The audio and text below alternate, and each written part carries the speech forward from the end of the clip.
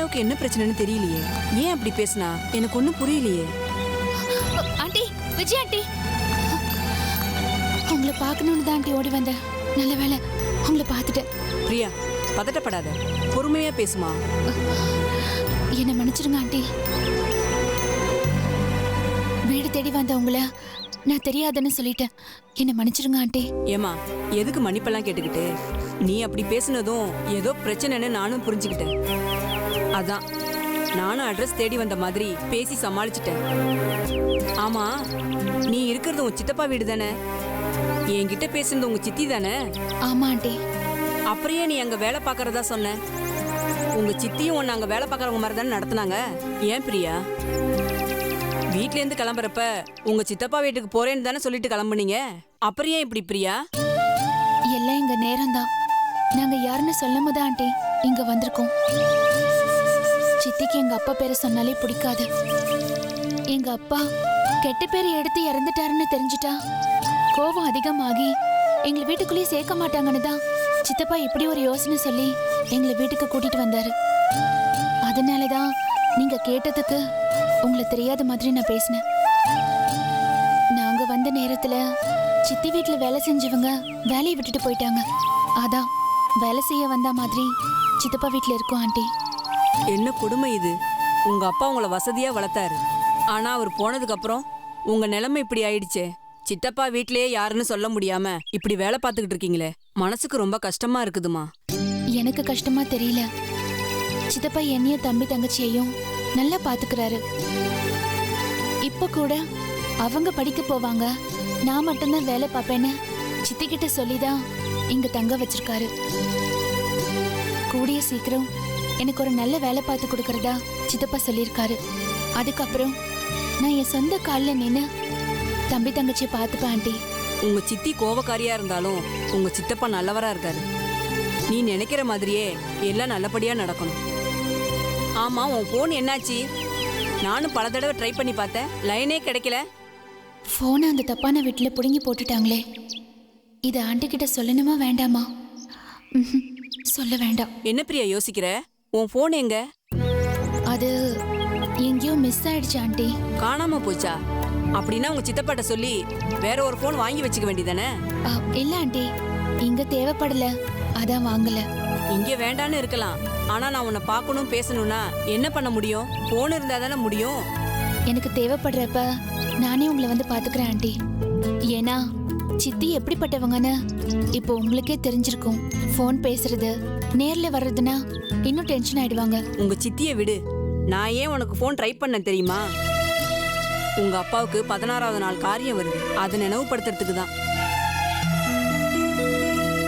உங்க மேல உயிரா இருந்த மனுஷன் இப்படி அநியாயமா போயிட்டாரு. அவர் ஆத்மா சாந்தி அடையணும்னா நல்லபடியா காரியம் பண்ணி அவரை வழி அனுப்பி வைக்கணுமா?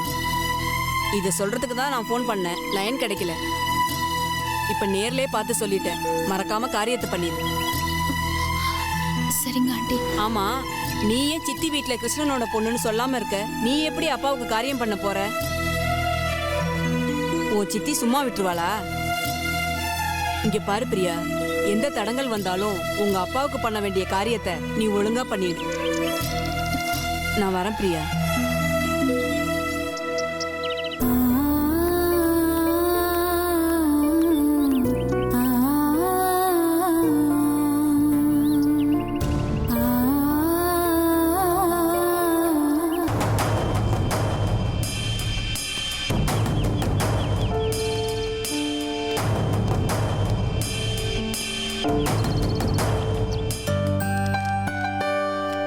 டீடைல்ஸ் எல்லாம் ரொம்ப கிளியரா கொடுத்துருக்கீங்க.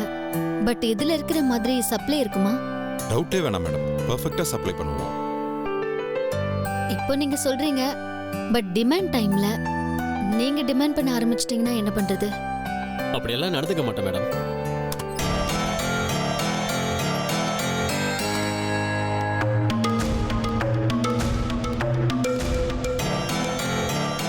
இதை கொரியர்ல இமிடியேட்டா அனுப்பிடுங்க. Thank you. நான் பாத்துக்கிறேன். எக்ஸ்கியூஸ் மீ, எஸ், உங்க எம்டியை பார்க்கணும். நீங்க? என் பேர் விஸ்வா. மிஸ்டர் தேவ் அந்த கார்டை கொடுத்து. எம்டி மீட்டிங்ல இருக்காங்க, நீங்க உட்காருங்க, நான் Yeah, இன்ஃபார்ம் thanks. பண்ணுறேன்.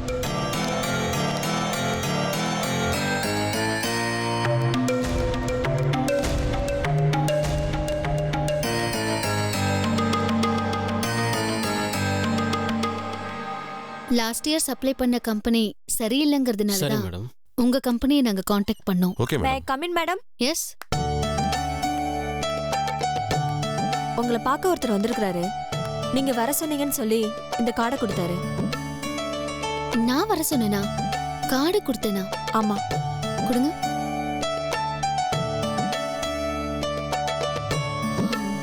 நான் மீட்டிங்ல இருக்கேன். இது தேவா சாரோட விசிட்டிங் கார்டாச்சே. அவர் தான் வர சொல்லியிருப்பாரு. வந்திருக்கிறவர்கிட்ட ஏதாவது டீடைல்ஸ் கேட்டியா? இல்ல மேம், நான் கேட்கல. எம்டி பார்க்கணும்னு சொன்னதும் நான் கார்டு வாங்கிட்டு வந்துட்டேன். நான் வேணா போய் கேட்டுட்டு வரவா? இல்ல வேண்டாம்.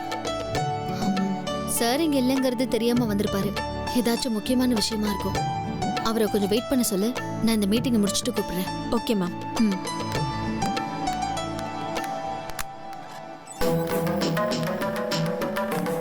மீட்டிங் முடிஞ்சது உங்களை கூப்பிடுறேன்னு சொன்னாங்க. Yeah sure.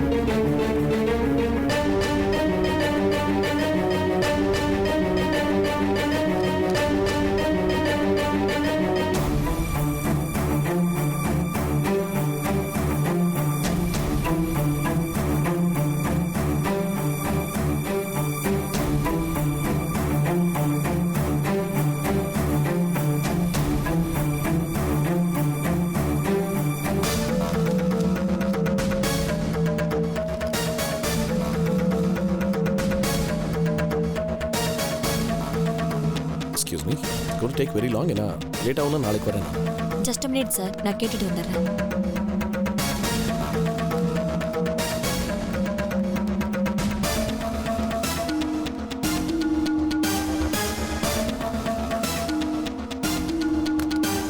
Ma'am.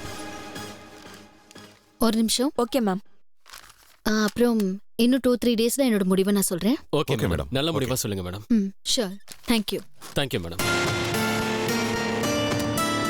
Thank you sir. Thank you. Thank you. Roja, நான் ஒருத்தர் வெயிட் பண்ண wait சொன்னேன்ல, பண்றேன். அவர் உள்ள அனுப்பி. வர சொல்றேன். சார். சார் நீங்க வாங்க. யா.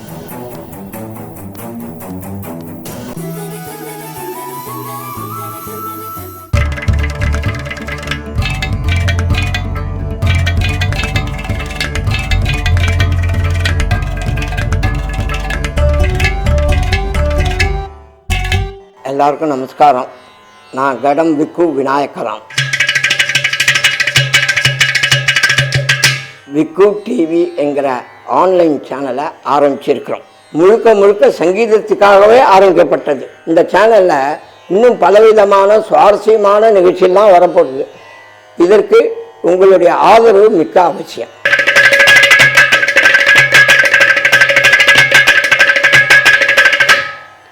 சப்ஸ்கிரைப் விக்கு TV.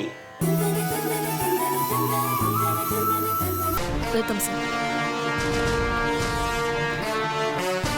Excuse me. Yes, come இன்.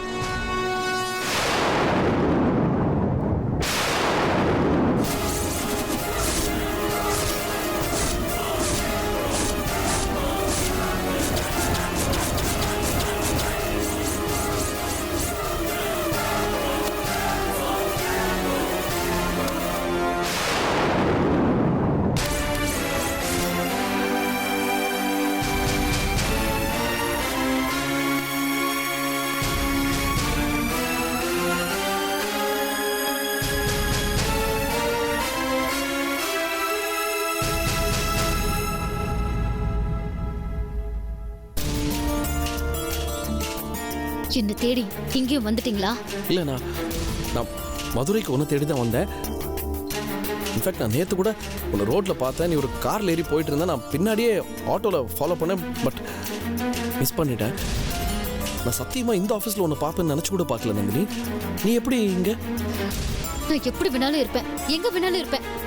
அது முக்கியம் இல்ல. நீங்க எதுக்காக இங்க வந்தீங்க? ஏன் வந்தேன்? என்ன கேள்வி நந்தினி இது? நீயும் குழந்தையும் எங்க இருக்கீங்க, எப்படி இருக்கீங்கன்னு தெரியாம நாங்கெல்லாம் இத்தனை நாளா எப்படி தவிச்சு போயிருக்கோம்னு தெரியுமா உனக்கு? ஒன்றும் இல்லை, இப்போ நான் உன்னை பார்த்தேன்னு மட்டும் அம்மாவுக்கு ஃபோன் பண்ணி சொன்னேன்னா 50 கோயிலுக்கு போய் 500 வேண்டுதல் நிறைவேற்றுவாங்க, தெரியுமா உனக்கு? போதும், நிறுத்துங்க. உங்க உறவே வேண்டான்னு தானே நான் இங்க வந்திருக்கேன். இங்க வந்தும் என்ன நிம்மதியா இருக்க விட மாட்டீங்களா? இன்னும் கோவம் குறையில?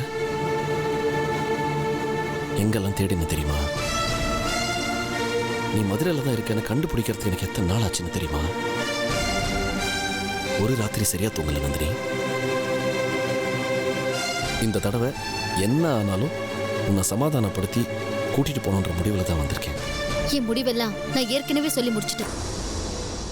இப்போ நீங்க வேற, நான் வேற. எல்லாத்தையும் மறந்துட்டு இப்பதான் நான் கொஞ்சம் நிம்மதியா இருக்கேன். ஓ, நிம்மதியா இருக்க?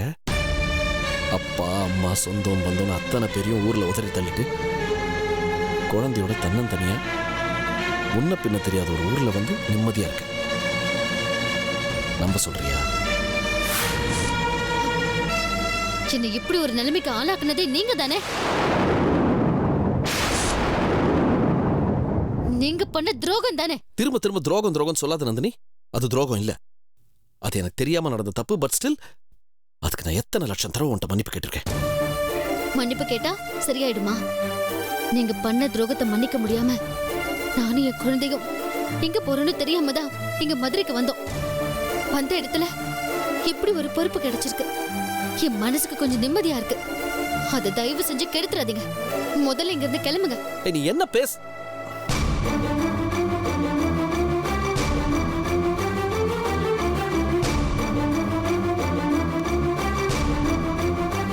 நீ இல்லாத ஒரு லைஃப் நினைச்சு கூட பார்க்க முடியாதுனால நடக்காததை பத்தி பேசாதீங்க.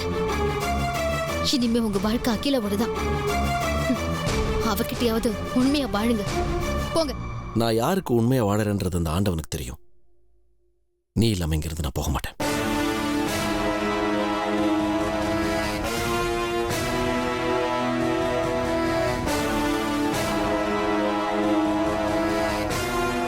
உன் சைடு நியாயத்தை நீ பேசிக்கிட்டு இருக்க. உன் அளவுக்கு இல்லைனாலும் எங்ககிட்டயும் கொஞ்சம் நியாயம் இருக்கு. அதை நான் யாருக்காகவும் விட்டு கொடுக்க மாட்டேன். இந்த ஜென்மத்தில் நீ தான் என் ஒய்ஃப். உன்னை இங்கிருந்து கூட்டிட்டு போய் உன் கூட சந்தோஷமா வாழணுங்கிற ஒரு எய்ம்ல தான் நான் இங்க வந்திருக்கேன். அதுலேருந்து நான் எப்பவுமே மாற மாட்டேன்.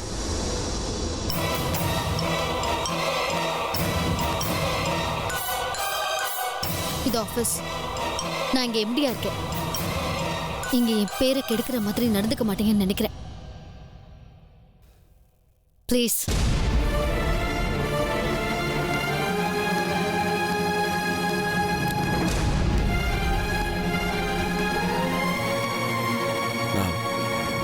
நான் போயிடுறேன்.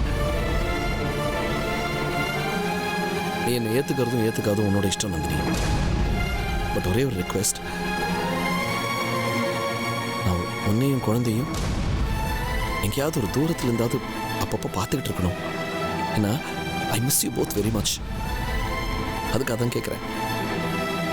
இந்த ஊரை விட்டுட்டு சென்னைக்கு வந்துரு. என் கூட இருக்க வேண்டாம். எங்கேயாவது இரு, நல்லா இரு. அப்பப்போ எனக்கு தோணும் போதெல்லாம் பார்க்கணும் ப்ளீஸ். நீங்க நினைக்கிறது கனவுல கூட நடக்காது. தயவு செஞ்சு வெளியே போங்க. நந்தினி, எனக்கும் ஃபீலிங்ஸ் தான் இருக்கு. நிறுத்துங்க ப்ளீஸ்.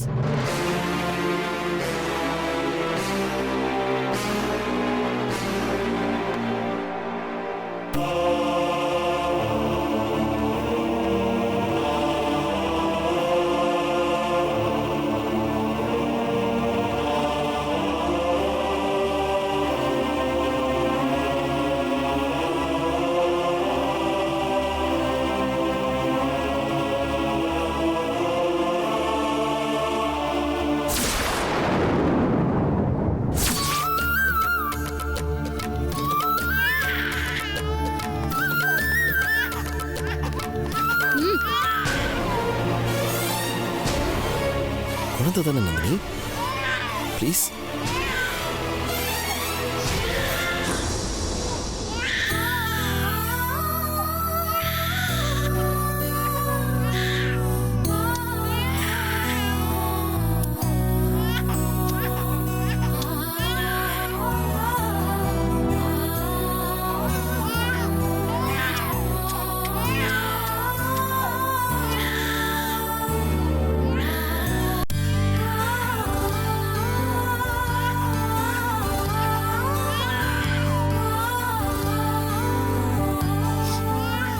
இது ஆஃபீஸ் டைம்.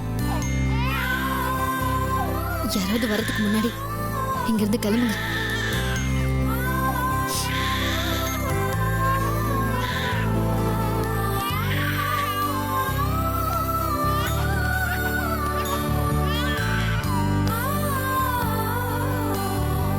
ஒரு நிமிஷம், இனிமே என்ன பார்க்க ஆஃபீஸ்க்கு வராதீங்க.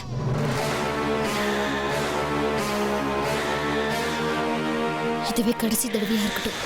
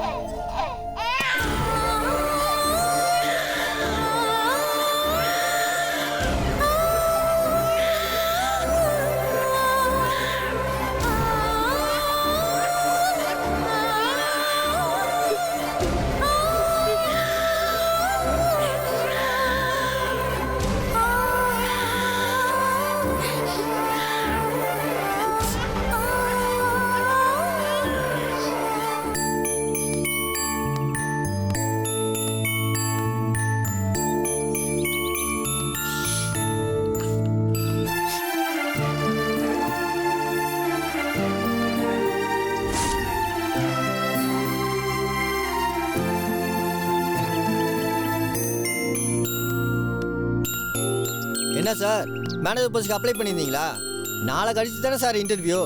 அது தெரியும், இதை பார்த்தேன் சார். இது எங்கள் எம்டி நந்தினி மேடத்தோட ஏற்பாடு சார். இன்டர்வியூக்கு வரவங்க ஒரு குறிப்பிட்ட இடத்துல தான் வண்டியை நிப்பாட்டணும்னு ரொம்ப ஸ்ட்ரிக்டாக சொல்லிட்டாங்க. அதனால தான் சார் எழுதி ஒட்டியிருக்கோம். உங்கள் மேடம் ரொம்ப ஸ்ட்ரிக்ட்னு நானும் கேள்விப்பட்டிருக்கேன். Okay sir.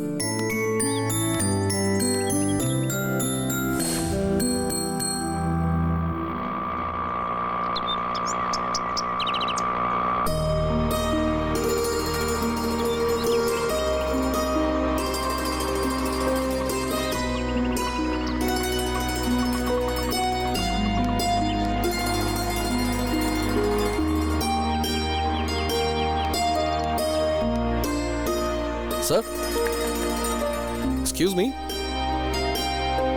சார். யாருங்க நீங்க? நான் விஸ்வா. அன்னைக்கு தேவாசூர் கூட வந்தேன்ல, நீங்க காஃபி எல்லாம் கூட கொடுத்தீங்களே. ஞாபகம் வருது. உள்ள வாங்க. சார் உட்கார? இருக்காருங்க. வர சொல்றேன், நீங்க உட்காருங்க. ஹலோ செல்வி, அஞ்சலி வந்துட்டாளா? இன்னும் வரலமா. சரி, வந்ததும் எனக்கு ஃபோன் பண்ண சொல்லு, நான் அவகிட்ட பேசணும். சொல்றேம்மா. நீங்க எப்பமா வீட்டுக்கு வருவீங்க? சீக்கிரம் வந்துருவீங்களா? எதுக்காக கேக்குற? உங்களுக்கு பிடிச்ச முள்ளங்கி சாம்பார் வச்சிருக்கேன், அதனாலதான் கேட்டேன். ஈவினிங் வரேன். சரிங்கம்மா. Okay, bye. புது எம்டி நந்தினி அம்மா பேசினாங்க. நான் போய் ஐயா கிட்ட சொல்லிடுறேன். அன்னைக்கு நீங்க வந்தப்போ பார்க்காம போயிட்டீங்களே. ஓ, இங்கே இருக்காங்க? மதுரைக்கு வந்ததுல இருந்து அவங்களும் அவங்க குழந்தை கண்ணம்மாவும் இங்கதான் இருக்காங்க. நான் கூட்டிட்டு வந்துடுறேன்.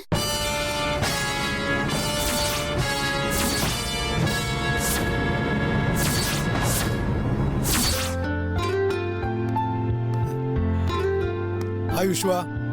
ஹாய். உட்காருங்க. Tea R coffee? எனிதிங். ரெண்டு பேரும் காஃபி வேண்டா? சரிங்கய்யா. அப்புறம் மறுபடியும் ஏதாவது பிரச்சனையா? யாரோ ரூமுக்கு வந்தாங்களா? சேச்சே, அதெல்லாம் ஒன்றும் இல்லை சார். நான் வேற ஒரு விஷயமா உங்களை பார்க்க வந்தேன் சார். இப்போ எனக்கு ஒரு ஜாப் வேணும் sir.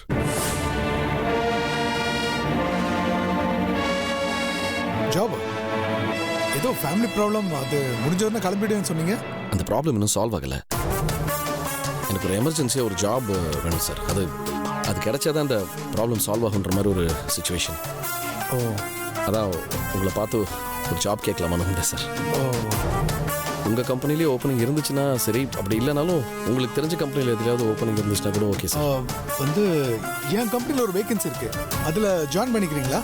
Really delighted sir, thank you. அதாவது இந்தாங்க. தேங்க்ஸ். இப்போது எனக்கு வந்து ஜாப் ப்ரொஃபைல்லாம் இதுதான் இருக்கணும் அப்படின்லாம் எதுவும் ஸ்பெசிஃபிக்காக இல்லை சார். நீங்கள் எது எனக்கு சூட்டபிள் நினச்சி கொடுத்தாலும் ஓகே. இல்லை, ஐ திங்க் மேனேஜர் போஸ்டிங் தான் கால் ஃபார் பண்ணியிருந்தோம். அது என்ன பொசிஷன் கேட்டு சொல்லிடுறேன், ஒரு நிமிஷம். இப்போ சொல்கிறேன். காஃபி. எஸ்.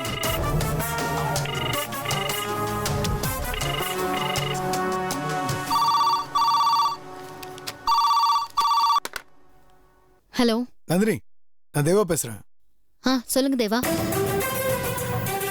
நம்ம ஆஃபீஸில் அந்த மேனேஜர் போஸ்டிங் இன்டர்வியூ முடிஞ்சுதா? நாளைக்கு மறுநாள் தான் இன்டர்வியூ நடக்க போகுது. சரி, அதை கேன்சல் பண்ணிடுங்க. என்ன திடீர்னு? மேனேஜர் போஸ்ட்டுக்கு நான் ஒருத்தரை செலக்ட் பண்ணிட்டேன். அப்படியா? யார் அது? என்னை பேங்க் வாசலில் காப்பாற்றி வீட்டுக்கு கொண்டு வந்தார்ல, அவர் தான். அவரா? நான் அன்னைக்கு அவரை பார்க்கணும்னு நினைச்சேன். நான் வரதுக்குள்ள அவர் கிளம்பி போயிட்டாரு. ரொம்ப நல்ல பர்சன்னு சொன்னீங்களே, அவரை இமீடியட்டா ஆஃபீஸ்க்கு வர சொல்லி வேலையில் ஜாயின் பண்ண சொல்லுங்க.